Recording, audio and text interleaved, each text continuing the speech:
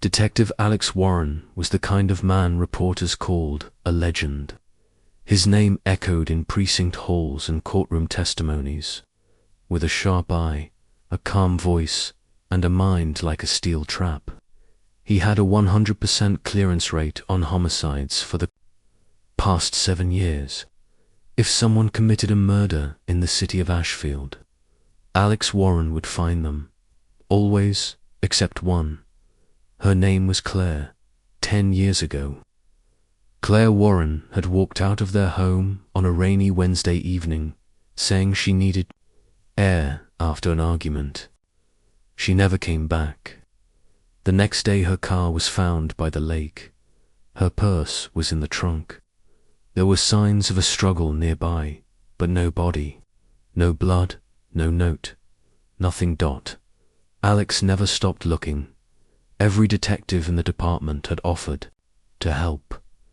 For the first 6 months, Claire's missing person file sat at the top of every desk, but leads dried up. The trail froze. Eventually, her case went cold except for Alex, who kept her picture in his wallet and her file under lock and key in his desk drawer. Now, 10 years later, Detective Warren was a commander. He ran the department's major crimes division. He didn't pound the pavement anymore. He led teams who did. But that changed when a call came in at 3:42 a.m. A woman's body had been found in the woods near Edenridge Park. The scene had the marks of a professional hit clean. No mess, nothing stolen.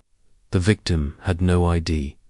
Her prints came back with nothing but the photos snapped by the responding officer. Shook Alex to his core. She looked like Claire, younger, bruised, eyes open in horror. But it could have been her twin. Same nose, same curve to the jaw, same scar under the chin from that bike accident in college. Alex didn't tell anyone what he saw.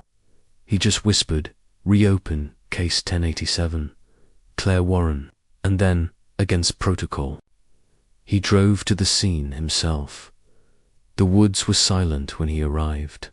A few crime techs were still sweeping the area.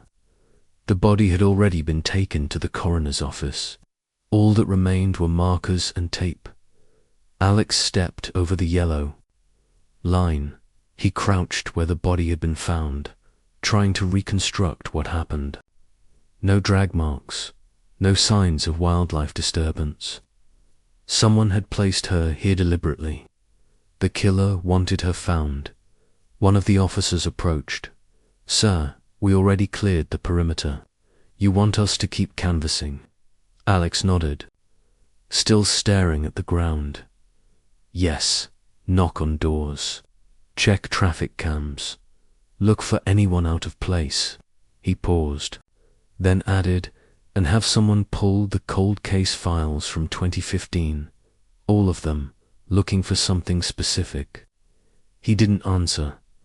Back at headquarters, Alex locked himself in his office and pulled out Claire's file. Every photo, note, and interview transcript was still there, worn, but intact.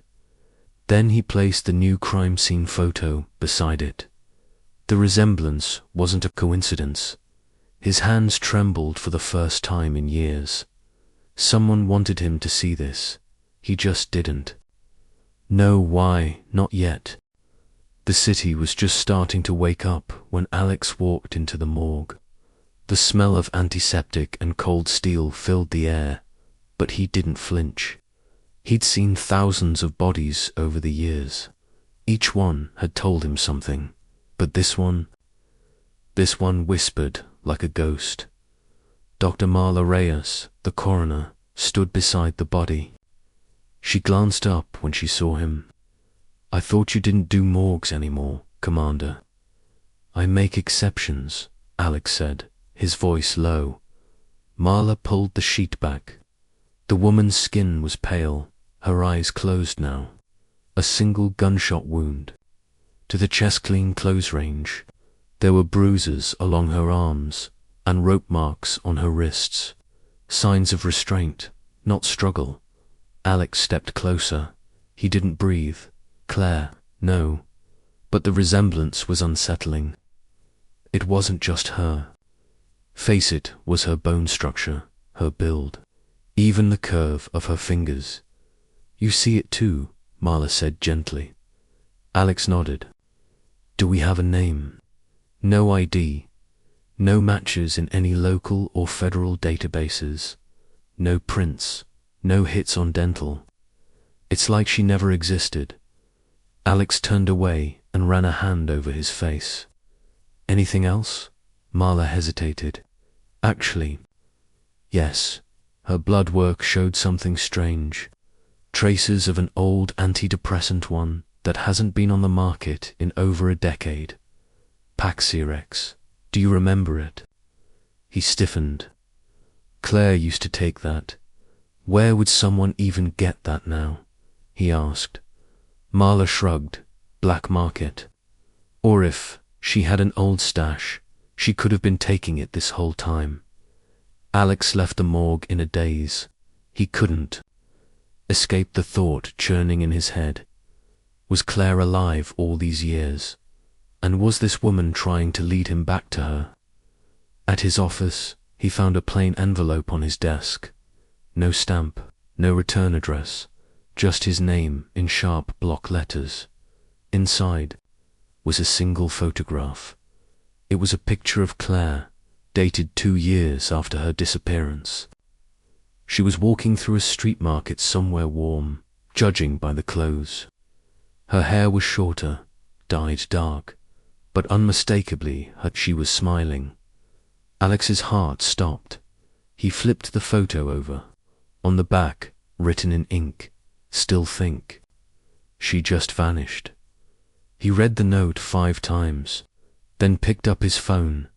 Get me surveillance on every entrance to HQ for the last 12 hours. I want to know who put this on my desk. As his tech team got to work, Alex took the photo and went down the hall to the evidence room. He pulled the old case file, Claire's case, and took it apart, page by page, comparing it with what he knew now. Then he noticed something. A witness. From the original investigation, an older woman named Helen Draper had claimed to see Claire the night she vanished. But her statement had been dismissed. She was confused, they'd said. Possibly drunk, but now, maybe she WASN, single quote, I'm going to pay Mrs. Draper a visit. She lived in a small brick home on the east end of the city. When she opened the door, her eyes lit up with recognition. You're the husband, she said. I am, Mrs. Draper. I need to talk to you again, about Claire. She didn't hesitate. I've been waiting for years for someone to believe. Me. Alex stepped inside, and as he listened to her tell the story again, clear, consistent, and firm, he realized something chilling. She hadn't just seen Claire the night she disappeared. She'd seen her get into Zakar, a black sedan with government plates. Alex gripped the edges of the chair as Mrs. Draper spoke. Her voice, though aged and raspy, didn't tremble. I saw her plain as day, she said, handing him a small yellowed notepad. I wrote it down, the license plate. Alex stared at the note, a 6-digit plate, followed by a small G denoting a government vehicle. Why didn't anyone follow up on this? He asked. They told me I was mistaken, that the rain must have messed with my memory, but I know what I saw. Alex thanked her and left, heart pounding. The sun had risen now, but the city felt darker. Back at HQ, he entered the plate number into the restricted database. Clearance level required, Tier 3. Even for a commander, that meant red tape. He picked up his phone. Lieutenant Saunders. I need a favor. Saunders, an old friend from his FBI liaison days, sighed. I know that tone. What do you need, Alex? A. Plate trace, government issued, from 10 years ago. Silence on the other end. That's a big ask. Who's the target? Alex hesitated. Claire. You're Claire? Yes. Saunders was quiet again. Then he said, send it over, but be careful. If someone's still covering this up, you might not like what we find. An hour later, the call came in. Plate was registered to a department of defense vehicle assigned to a special programs unit, Chashfield sector. Driver listed as Agent Drew Cale. He's off-grid transferred to a private contractor years ago. Alex frowned. What kind of contractor? Classified. But I pulled what I could. Looks like black budget intel. Off-books, operations, spook stuff. Alex's gut twisted. Claire had worked at a genetics lab before she disappeared. Low profile, routine workhorse, so he thought. He needed more. He returned to the crime lab where the Jane Dother, Claire lookalike, was still under analysis. One of the techs handed him a sealed evidence bag. We pulled this from the lining of her jacket. It was a flash drive, encrypted. Alex plugged it into a secure terminal. A single file appeared. A video, time-stamped 2 days before the woman's death. In the video, the woman stared into the camera, her face pale, voice tense. If you're watching this, I'm already dead. My name isn't important. What matters is who I was sent to find. Claire Warren. They told me she was dead. She's not. Alex's throat tightened. They're hiding her, the woman continued. She found something big. They faked her death, scrubbed her ID, and moved her to a black site. I got too close. I think they're coming for me. But you, Detective Warren, you might be the only one who can finish what she started. The video ended in static. Alex sat in stunned silence. 10 years. 10 years of questions, dead ends, sleepless. Nightsand, now. A flicker of truth. Claire was alive. Someone had gone to great lengths to bury that fact, and someone was still watching him. His phone buzzed. A message from an unknown number. Stop digging, or you'll join her. Alex stood up slowly, rage simmering behind his eyes. They'd taken Claire. They'd lied to him, and now they were warning him. He smiled coldly. Too late. Alex knew better than to respond to threats, especially ones sent through encrypted numbers. Whoever sent the message wasn't just trying to intimidate him. They were telling him they were close, inside his circle, watching his moves. He switched out his SIM card, tossed his department-issued phone into a drawer, and activated a burner he hadn't used in years. Then he drove, not to the department, not to the coroner's office, but to the last place Claire had worked, Ravik's Laboratories. The facility was still their same cold steel structure, same locked gates, same high-security cameras perched like vultures at every corner. Claire had done biochemical analysis for the Defense Advanced Research Division, a contract that had seemed routine at the time. Now he knew better. He showed his badge at the gate, but the guard squinted. You're not on the clearance list. Sir, I'm here as a husband, Alex said flatly, not a cop. The guard hesitated, then picked up a phone. After a short call, the gates opened. Inside, the lab was all glass walls and sterile silence. A woman in a lab coat met him in the lobby. Dr. Elise Marner, the current head of research. Commander Warren, she said, smiling tightly. We've heard of you. We were deeply saddened about your wife. I need to know what she was working on, Alex said, before she vanished. Dr. Marner gave a rehearsed sigh. Her department was dissolved after she disappeared. All files were handed over to federal archives. We no longer have access. You're lying. She didn't blink. I'm protecting national security. Alex leaned in.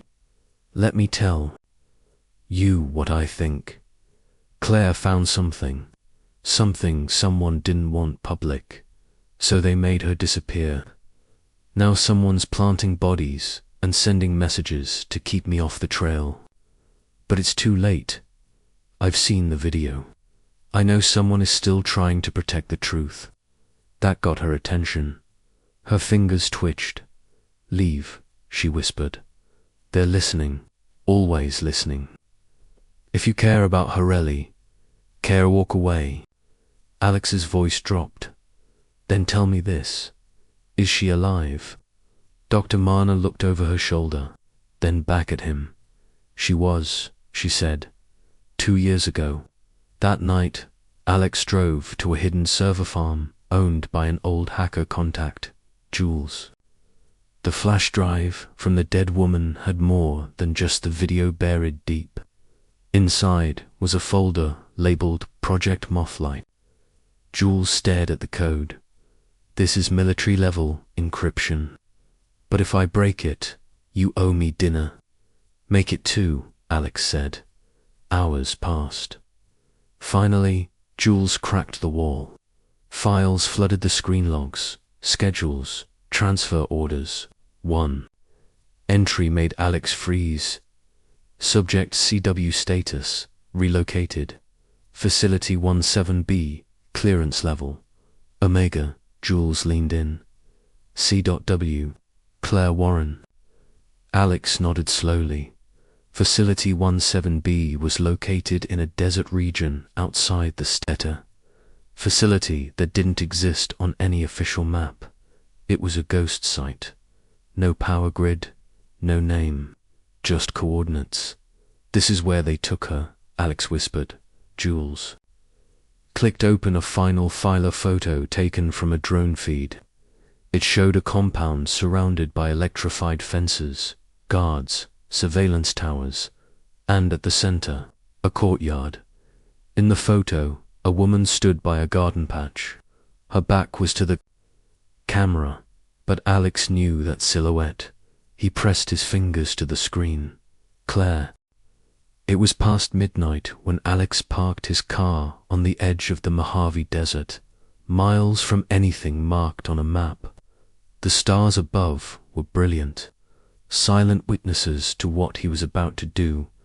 He had studied every satellite image, every outdated military blueprint Jules could dig up. Facility 17B wasn't supposed to exist, but it did. Barbed wire, infrared perimeter scans, roving security teams, and buried listening devices. It was a prison in all but name. He hiked the final 2 miles on foot, silent, covered in dust, blending with the rocks. His old military training came back like muscle memory. Slow breaths, low profile, avoid the lights, avoid the cameras. And then he saw it. The outer wall of Facility 17B, rising out of the earth like a secret no one wanted found. Concrete, grey, lifeless. No signs, no markings. Only one narrow entrance, guarded by 2 men in tactical gear. He wasn't going through the front door.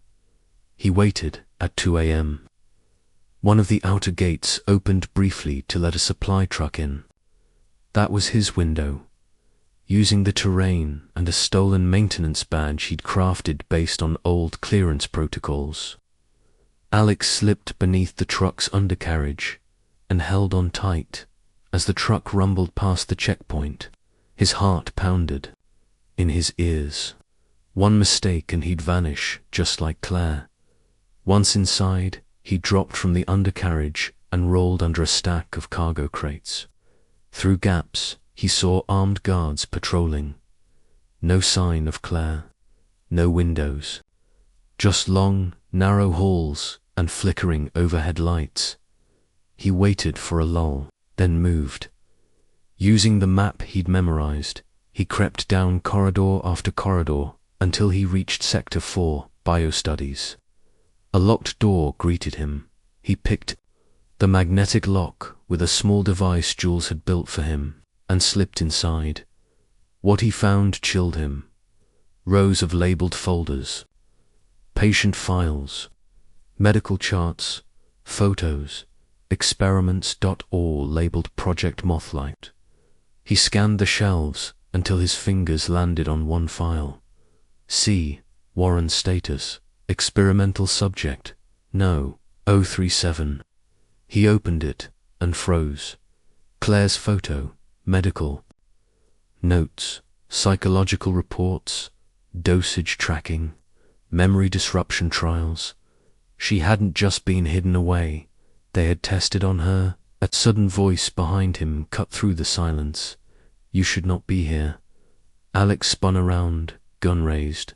A woman in scrubs stood near the door, mid-30s, dark hair, sharp eyes.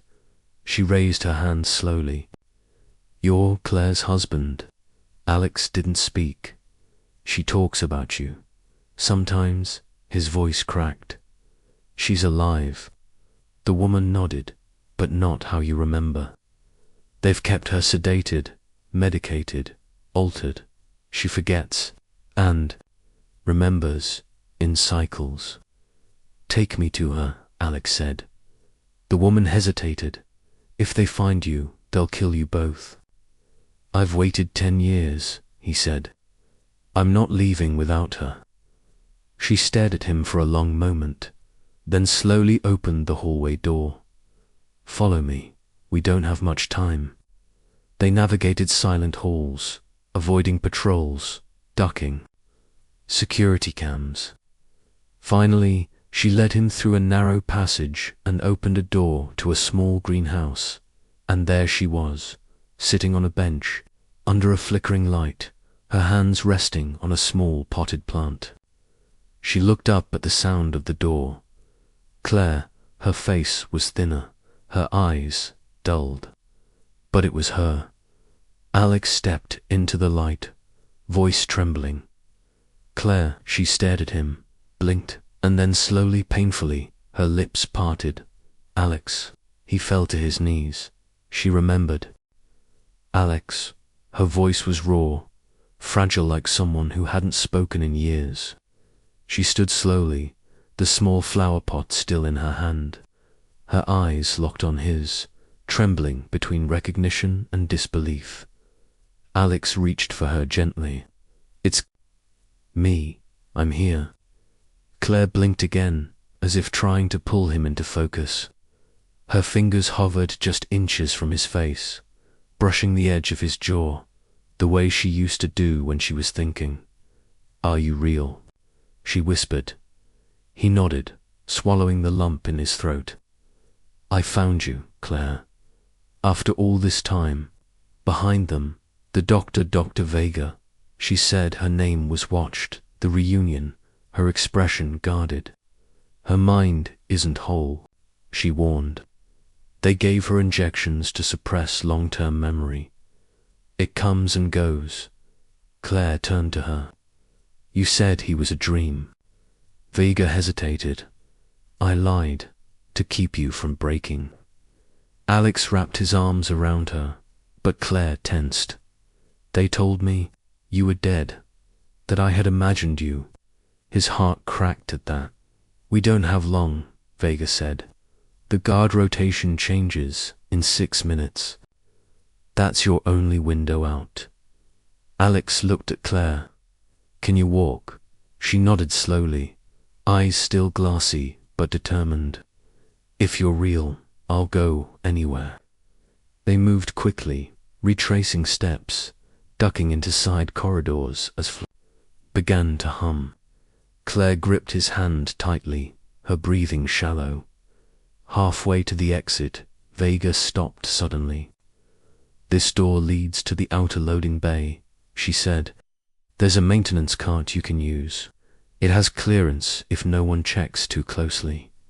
What about you? Alex asked. She gave a sad smile. I stay. If I disappear, they'll know someone helped you. I've lasted this long by keeping quiet. Alex offered his hand.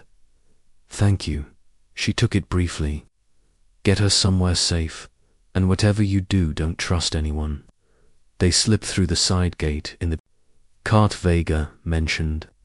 A rusted electric vehicle meant for cargo, slow but silent. The guards didn't even look twice. Once past the main gate, Alex hit a sand trail and drove them deep into the brush before ditching the cart. His truck was buried beneath a camo tarp nearby. Claire climbed inside slowly, her hands trembling. He started the engine. We're going home. As they drove under the cover of darkness, Claire leaned her head against the window. Her voice broke the silence. Why did they take me? I don't know everything yet, Alex said. But I will. She closed her eyes. I remember numbers, sequences. I think I was working on something they wanted. They turned you into an experiment, he said softly. She nodded, tears trailing down her cheek. They said I knew something dangerous, but I never meant to. By dawn, they crossed into Arizona, heading toward a safe house Alex once used during a federal operation off-grid. No cameras, no trackers, no names. Inside the cabin, Claire sat by the window while Alex boiled coffee. She stared into the trees, sunlight catching in her eyes.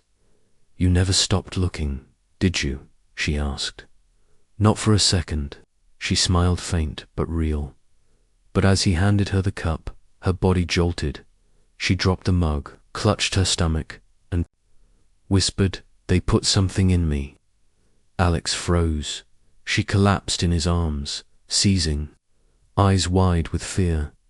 He reached for his emergency med kit, but nothing in it was made for what they had done to her.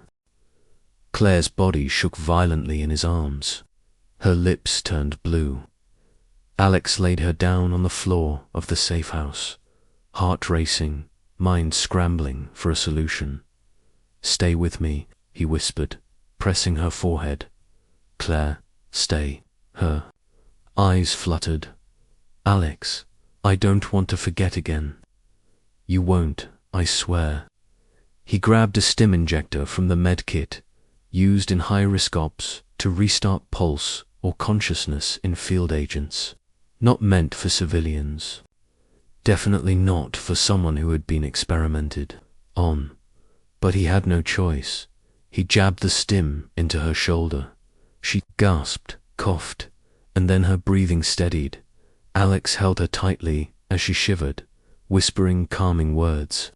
After long minutes, she finally opened her eyes again. "I remember now," she said weakly. He wiped sweat from her forehead. "Remember what? They weren't just suppressing memories," she said. "They were planting them, rewriting me." Alex's eyes darkened. "Why?" "Because I was the key," she said. They were testing a memory transfer protocol, turning knowledge into code, something they could extract, modify, and reimplant into someone else. But it didn't work unless the subject's memory was stable and resilient. "You're telling me," Alex said slowly, "that they used you like a human hard drive." She nodded. "And then they needed to erase me. But you resisted." She touched her head. "Part of me stayed buried, kept whispering your name. That's why I survived." Alex stood and grabbed his secure laptop. "Whatever they put in you, we're going to take it out." She reached into her coat pocket and pulled out a small capsule-clear plastic with a glowing filament inside. "They told me it was medicine," she said. "But I think this is the key." He took it and scanned it using the handheld bioscanner Jules had given him. The result made him stop. Embedded in the capsule wasn't just medication, it was encrypted data. "This is it," he whispered. "This is what they were hiding, what they were willing to kill for." Claire looked up at him. "Then it's not just about saving me, it's about stopping them." "Alex," called Jules. "Get ready. We have the payload." Within hours, they were on the move again. Alex knew they couldn't stay hidden forever. Someone would come looking. But now he had evidence proof that his wife hadn't disappeared, that she had been taken, used, and nearly erased. They met Jules in a quiet farmhouse in Colorado. The hacker took the capsule with shaking hands. "This is the real thing," Jules said. "With this, we can expose them. Names, operations, everything." Alex nodded. "Upload it to a dead man's switch. Global release if anything happens to us." Jules hesitated. "Are you sure? This could burn careers, agencies even countries." "Let it," Alex said. "I've spent 10 years solving everyone else's mysteries. It's time the world sees the truth." Claire sat beside him, her fingers entwined with his. She was still fragile, still recovering, but the light in her eyes was different now, whole, free, that night. As they sat by the fire, Alex kissed her forehead. "I never stopped searching," she whispered back, "and I never stopped hoping.